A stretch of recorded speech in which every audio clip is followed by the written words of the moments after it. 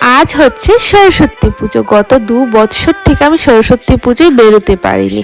কেন বেরোতে পারিনি সেটাই আজকে তোমাদের সাথে শেয়ার করব। আর আজকে সরস্বতী পুজোর দিনটা কীভাবে কাটালাম সেটাও আমি এই ব্লগের মাধ্যমে তোমাদের সাথে শেয়ার করব। Hi everyone, welcome back to my channel Purba Saha. আমার আজকের ব্লগটা আমি এখান থেকেই শুরু করছি। অ্যাকচুয়ালি ব্লগটা সকাল থেকেই শুরু হয়েছে, কিন্তু ইন্ট্রো ভিডিওটা আমি এখন করছি রেডি হয়ে, কারণ সকাল থেকে আর সময় হয়ে ওঠেনি। তো চলো ব্লগটা এখান থেকেই শুরু করছি। তোমরা ব্লগটা দেখতে থাকো, আশা করি তোমাদের খুব ভালো লাগবে। আর যদি আমার চ্যানেলে নতুন থেকে থাকো অবশ্যই কিন্তু আমার চ্যানেলটাকে সাবস্ক্রাইব করে দিও, আমার পাশে থেকো। তো চলো দেরি না করে ব্লগটা এখান থেকেই শুরু করি। তো সকাল সকাল ঘুম থেকে উঠে ফ্রেশ হয়ে স্নান টান করে নিলাম। আর এদিকে কিন্তু নাম গোত্র দিয়ে ভোগটাও রেডি করে নিয়েছি।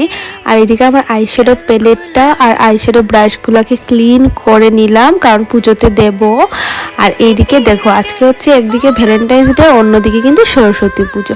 দুটো দিনই একদিনে। একটু স্কিন কেয়ার না করলে হয়, সে কারণে একটু শীট মাস্ক লাগিয়ে নিলাম একটু গ্লো আসার জন্য। আর এইদিকে কাকিমাদের ঘরে নিয়ে দিয়েও আসলাম আমার আইশ্যাডো প্যালেটের ব্রাশগুলো, কারণ পুরোহিত চলে এসছে, পুজো কিন্তু শুরু হয়ে গেছে। তারপর এখানে পুজো হচ্ছিল। আর এইদিকে এই হচ্ছে সরস্বতী মা, আর এখানে সমস্ত ভোগ টোগ দিয়ে দেওয়া হয়েছে। আর এখানে তো পুজো হচ্ছিল।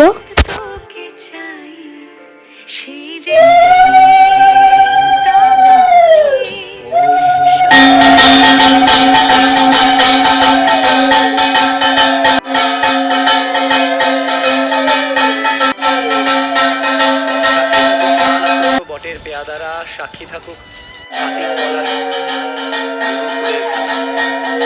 সাক্ষী থাকুক, কাদায় আঁকা পুজো তো প্রায় শেষের পথে। আর এদিকে হাতে দিয়ে দিল বেলপাতা আর ফুল। তো অঞ্জলিটা নিয়ে নিলাম। আর সত্যি বলতে সরস্বতী পুজোর ফিলিংসটা কিন্তু এখন অনেকটা বদলে গেছে, সেই ছোটবেলার মতো আর এখন নেই। কিন্তু যেটা রয়ে গেছে সেটা হলো এই আমের বোলের টেস্টটা। এখনও খেতে এতটা তেতো লাগে, মানে দেখলেই আমার কিরকম লাগে। তো এটাও খেয়ে নিলাম মন্ত্রতন্ত্র পড়া। এদিকে পুজোটাও কমপ্লিট হয়ে গেছে।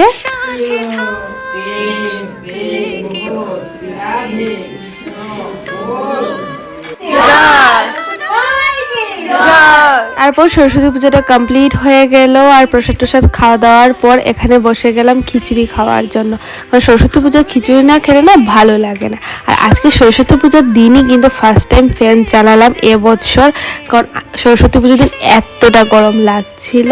তারপর খিচুড়ি টিচুড়ি খাওয়া কমপ্লিট করে চলে আসলাম ঘরে। এসে শাড়ি বের করে নিলাম, আর তার সাথে ইয়াররিংস চুড়ি যা যা পরবো আর কি সমস্ত কিছু বের করে রেডি করে নিলাম। এখন তো শাড়িটারি পরে পুরো রেডি হয়ে গেছে। আজকে পরেছি ব্লু কালারের শাড়িটা। তো এখন বেরোবো সরস্বতী পুজো। এখন বাজে সন্ধ্যা 5:30 থেকে 6টা মতো, 6টা মতোই বাজে, এখনই বেরোবো। এই হচ্ছে আমার আজকের ফুল লুক। তো আমি আজকে আমার হেয়ারটা পুরো কার্ল করেছি একা হাতে। এই হচ্ছে আমার লং হেয়ার, আর তার মধ্যে এই করেছি কার্ল। জানি ভালো ফিনিশিং আসেনি, তারপরও করার চেষ্টা করেছি, কারণ একা একা করা সম্ভব হয় না। তোমাদেরকে একটু ব্যাক ক্যামেরা করে দেখিয়ে দিচ্ছি। এই দেখো, ফ্রন্ট ক্যামেরা করেও দেখিয়ে দিচ্ছি। এই হচ্ছে পুরো হেয়ারে কার্ল করেছি। অ্যাকচুয়ালি আমার কার্ল হেয়ার খুব ভালো লাগে, বাট এই যে একা হাতে করবো, আর তাছাড়া এত লম্বা চুলে করা পসিবল হয় না, সে কারণে আর করা হয় না। আর এই যে এই চুড়িগুলি পরেছি, আমার খুব ফেভারিট এই চুড়িগুলা, এগুলো পরে নিয়েছি আজকে। তার সাথে পরেছি এই ইয়াররিংসটা আর এই চুড়িগুলো। তো চলো সরস্বতী পুজোয় বেরিয়ে আসছে, মানে অনেকটা লেট হয়ে গেছে, মানে তাড়াতাড়ি বেরিয়ে পড়ে। আমাকে কেমন লাগছে দেখতে অবশ্যই কিন্তু তোমরা কমেন্টেও জানিয়ে দিও। ও বাড়ি থেকে বেরিয়ে হাঁটতে হাঁটতে কিন্তু চলে এসেছি পুজো প্যান্ডেল। আর এখান থেকে কিন্তু পুজো শুরু হয়ে গেছে। আর এই হচ্ছে ফার্স্ট সরস্বতী মূর্তি, যেটা আমি দর্শন করলাম। তো চলো আমি কিন্তু সমস্ত সরস্বতী মূর্তিগুলো দর্শন করব, সমস্ত প্যান্ডেলে যাব, তোমাদের সাথে সমস্ত কিছু শেয়ার করব। তো চলো তোমরা আমার সাথে সাথে ধর্মনগরের সরস্বতী পুজোটা ঘুরে দেখে নাও। আর সত্যি বলতে একটাও ফটো ভিডিও কিচ্ছু ভালো হচ্ছিল না, একটাও রিলসও ভালো হচ্ছিল না, কেননা রাতে বেরিয়েছি আর এরকম লাইট লাগিয়ে রেখেছিল নীল সাদা, মানে একটা ফটোও ভালো হচ্ছিল। আমার তো পুরো মুড অফ হয়ে গেছিল। তারপর সমস্ত পুজোগুলো ঘুরে ঘুরে দেখে তারপর বাড়িতে আসি। শুধু কলেজে যাইনি পুজো দেখতে, বাকি সমস্ত প্যান্ডেলগুলো ঘুরে ঘুরে দেখেছি। তো চলো তোমরাও দেখতে থাকো, তোমাদেরও খুব ভালো লাগবে। আর সত্যি বলতে আজকে যে ভিড়টা হয়েছিল না, সেই ভিড়টা দেখে কিন্তু পুরো মনে হচ্ছিল যেন নবমীর দিনের রাতে ঘুরছি। কি বলবো, এরকম ভিড় হয়েছিল আর সবাই খুব সেজেগুজে বেরিয়েছিল, দেখতে কিন্তু দারুণ লাগছিল। আর দেখো কিরকম ভিড়।